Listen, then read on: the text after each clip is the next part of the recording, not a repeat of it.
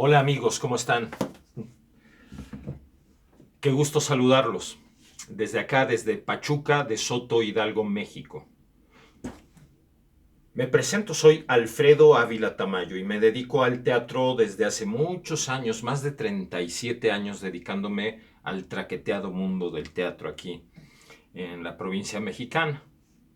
Mis amigos de Crear Escena me han invitado a hacer una especie de conversatorio, plática, charla sobre el teatro en México.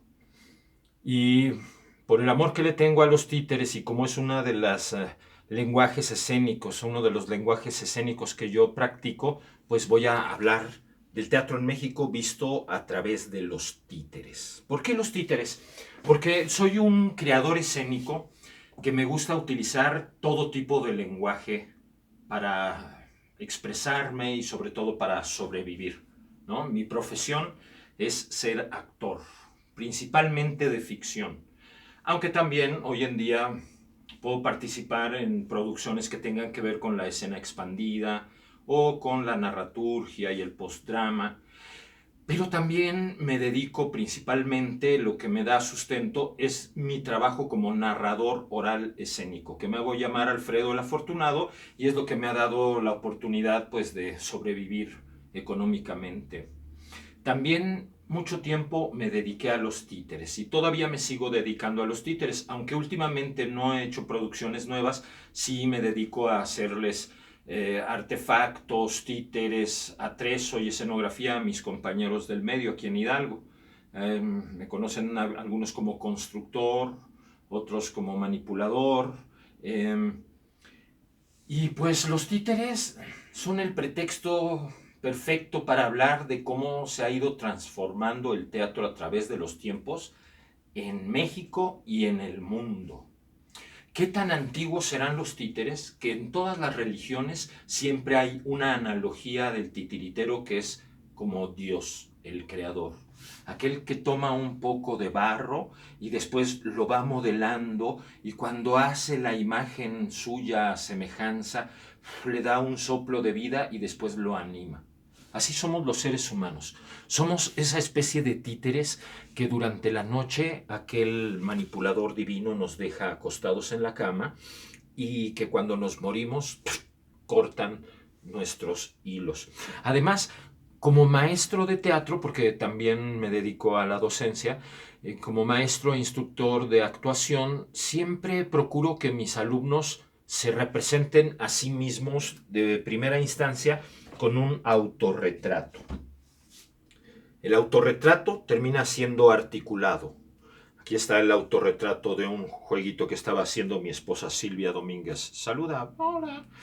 Y a partir de la representación del actor de sí mismo, de verse mucho en el espejo y de crear otro ser que no es el mismo, pero que puede hablar del mismo creador, hay una analogía hermosa con la divinidad.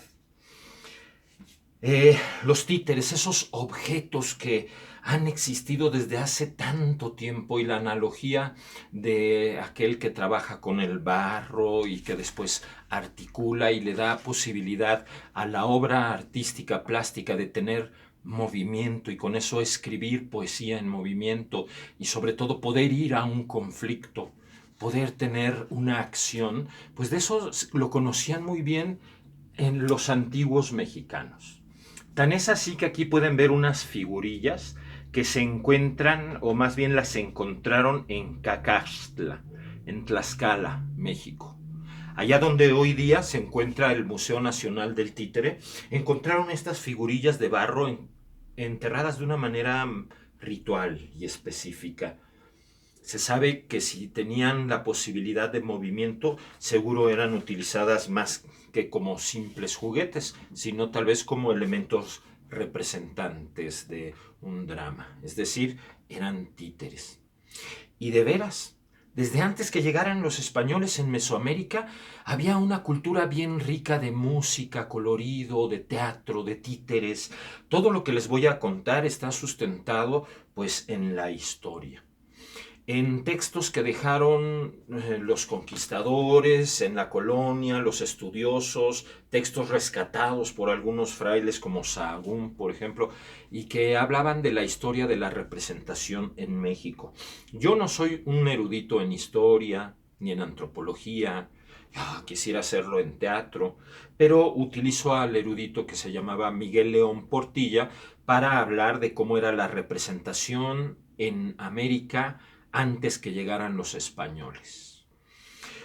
La representación, había 4 formas de representación. La primera era la representación que se hacía con cantos y alabanzas a los dioses, en la cual todo el pueblo participaba.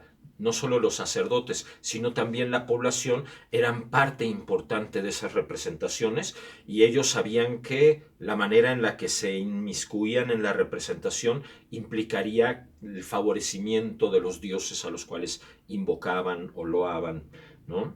Luego, otra representación que consistía en las representaciones hechas por los artistas ambulantes, de manera que uno podía ver acróbatas, podía ver malabaristas, podía ver cómicos o juglares, podía ver también a titiriteros andar y llegar a las ciudades de manera de improvista, ¿no? Imprevisto. Otro tipo de teatro que era más como una representación. Esta tercera forma de teatro eran obras hechas en sí mismo y representadas por actores que presentaban historias pasadas de héroes y dioses también, como el teatro que se conocía allá en España también. Y la última forma de teatro era un teatro que tenía que ver con la problemática social. ¿Qué era lo que pasaba en la sociedad? ¿Cómo eran los gobernadores? ¿Cómo se llevaba la gente? Y que se utilizaba también como diversión, pero a veces como para platicar y explicar las situaciones mismas de los calpulis. Esas eran las formas de representación que había, que anuncia Miguel León Portilla. Y ese teatro duró mucho tiempo. Era un teatro difícil de comprender para los que llegaban del otro lado del mar. Pero se sabe que...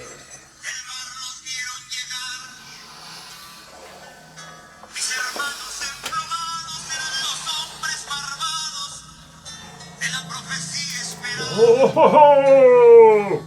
¡Tierra a la vista!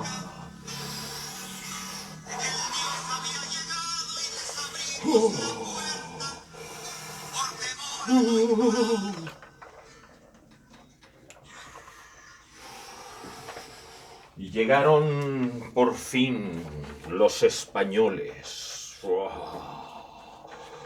Hay historiadores que utiliza Miguel León Portilla y también algunos estudiosos de los títeres como Juan José Barreiro, que hablan sobre personas que venían como conquistadores.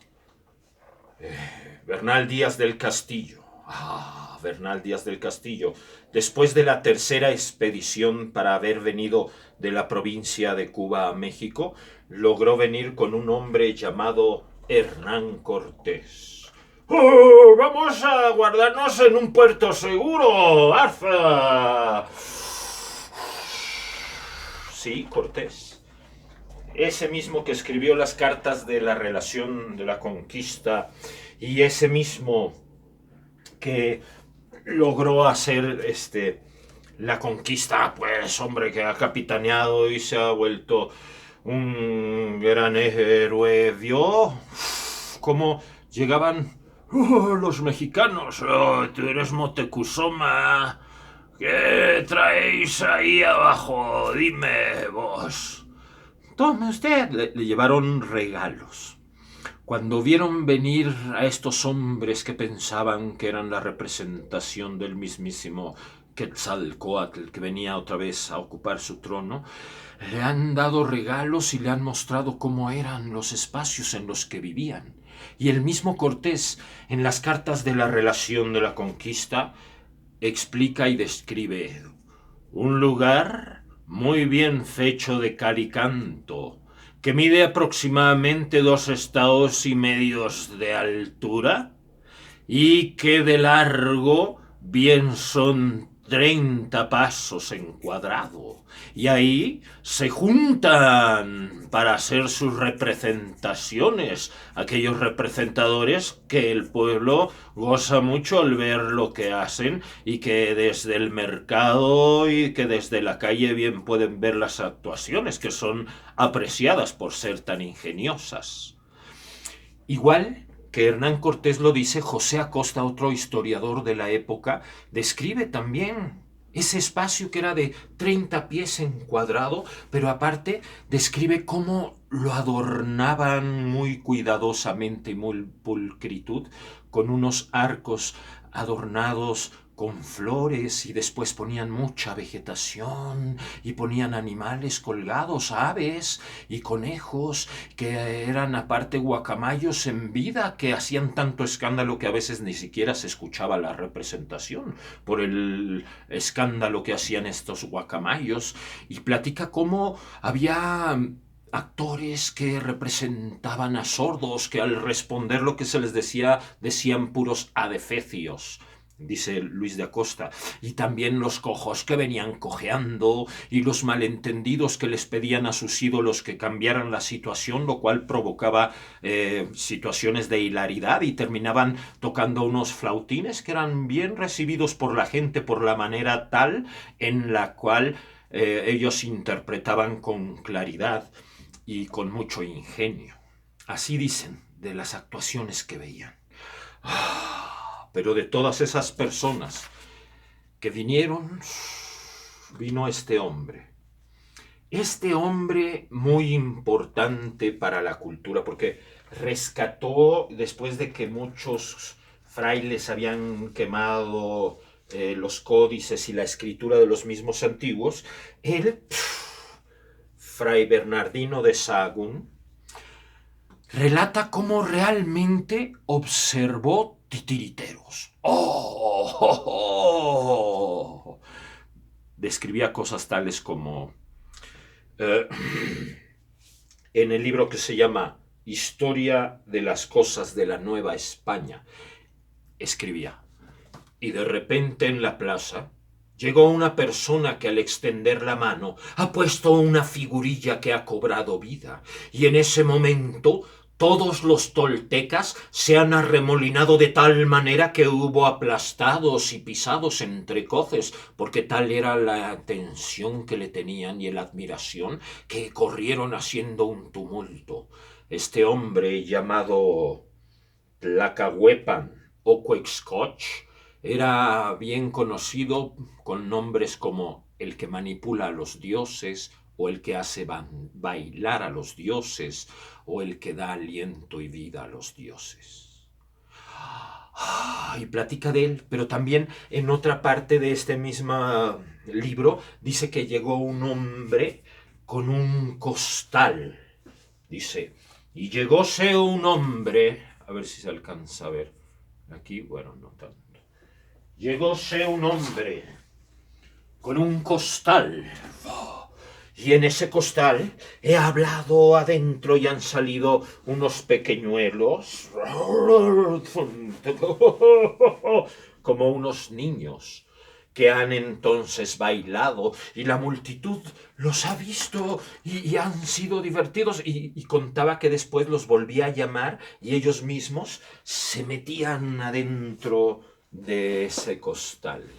Qué cosa y qué descripción tan poética de lo que eran los titiriteros en épocas de la conquista y la colonia. Tlacahuepan, tan difícil de pronunciar, Coexcoch. Este hombre escribió todo lo que dijo en náhuatl y aparte en castellano. Y hubo muchos otros historiadores. Ya les hablé de José Acosta, de Bernal Díaz del Castillo, ya les hablé también de Fray Bernardino de Sahagún, pero por ejemplo Gonzalo López de Gomora, ese historiador, escribía todo lo que pasaba aquí en las Indias e hizo un libro que se llama La historia de la conquista de Hernando Cortés, pero que se publicó en latín. en latín y en castellano, y él escribía allá en España, nunca vino a México. Sin embargo, hacía historias sobre México, preguntándole a los viajantes, a los soldados que regresaban cómo era la situación allá. Él describe también cuestiones sobre los títeres. Eh, este, este hombre, bueno, Fray Bernardino de Sahagún sí escribía en idioma náhuatl.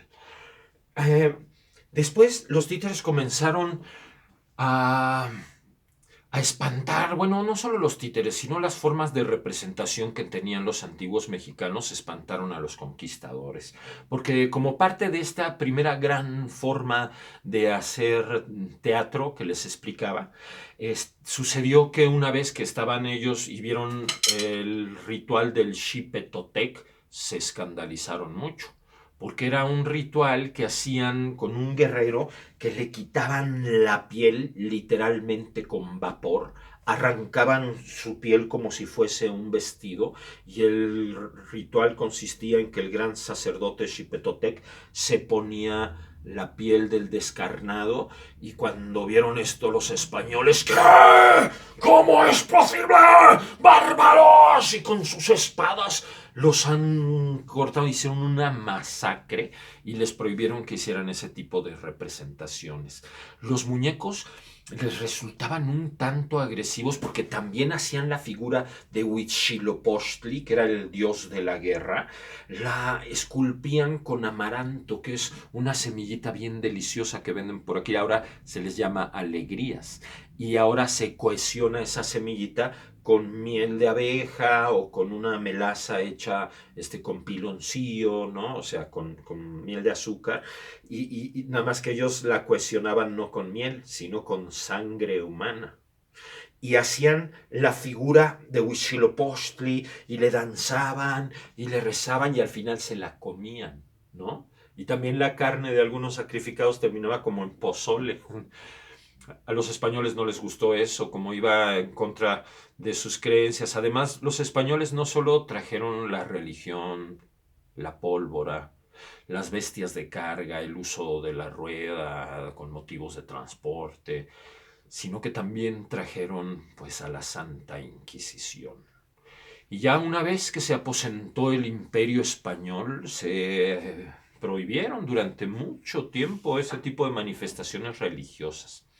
Déjenme decirles que se tienen obras de teatro recuperadas por grandes historiadores y, por ejemplo, se conoce el texto del Rabinal Achí, que era una de las obras de representación que hacían en el sureste de Mesoamérica, digamos la cultura maya quiché, y que habla sobre cómo ellos se ofrendaban a los sacrificios de una manera voluntaria, porque esa obra del Rabinal Achí se conoce como un capturado, un príncipe, antes de morir pide primero que le den de comer y le dan de comer, y luego pide estar con mujeres y vuelve a estar con mujeres, y luego pide ir a cazar y lo llevan a cazar, y luego pide regresar a su casa libre y le dan la libertad, y luego regresa para que lo sacrifiquen y le saquen el corazón y lo ofrenden a los dioses.